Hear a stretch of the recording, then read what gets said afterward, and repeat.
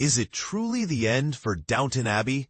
After 6 seasons and 3 movies, the beloved series seems poised to bid its final farewell.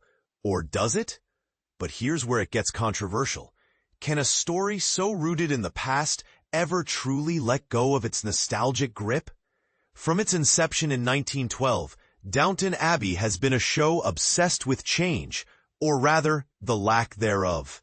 The characters constantly remark on the rapidly evolving world around them. Yet paradoxically, the series itself often feels comfortingly, if not frustratingly, static. Yes, 6 seasons and 3 movies have brought wars, epidemics, inventions, and countless personal dramas. But the rigid class structures and gender norms of the era remain stubbornly intact. And this is the part most people miss. Julian Fellowes, the creator, seems almost reluctant to disrupt the world he's built, even as he teases us with the possibility of progress. Enter Downton Abbey, the grand finale, a title that screams finality, but leaves room for doubt. Directed by Simon Curtis, the film is set in 1930, a decade that should feel modern, yet still clings to the past. The recently deceased Dowager Countess, the inimitable Maggie Smith, looms large, literally, her portrait hanging on the walls of Downton, a reminder of her enduring presence. Lady Mary Crawley, played with commanding grace by Michelle Dockery, is preparing to take the reins as her father, Robert, Hugh Bonneville, steps into a reluctant retirement alongside his wife, Cora. The Crawleys' succession drama may not rival the Murdochs, but it's no less compelling. Mary's decision to leave her absentee husband turns her into a social pariah, a stark reminder that divorce remains a scandal in this world. Meanwhile, her visiting American uncle Harold, Paul Giamatti, brings his own troubles, having mismanaged the estate of their late mother and plunging Downton into financial turmoil. His advisor, Gus Sambrook, Alessandro Nivola, arrives with a smile that feels more sinister than reassuring. Downstairs, change is afoot as well.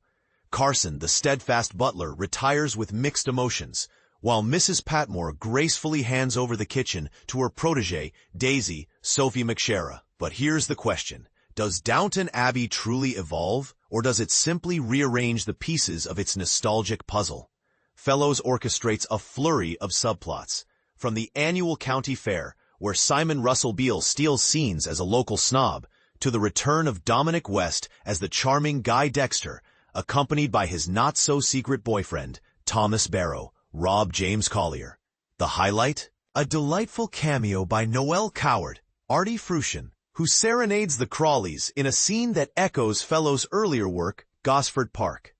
Yet, while Gosford Park critiqued classism with a sharp, democratic eye, Downton Abbey has always bathed in the nostalgia of a bygone era, often sidelining its downstairs characters.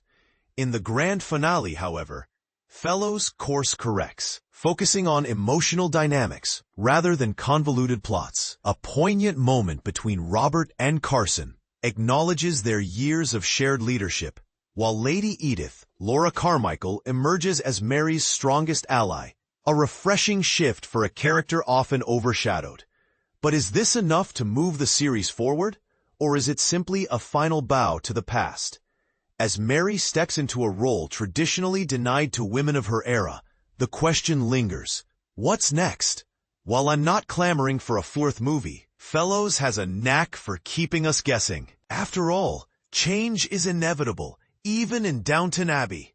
So, what do you think? Is Downton Abbey ready to let go, or is it destined to remain a timeless relic of its own making? Let's debate in the comments.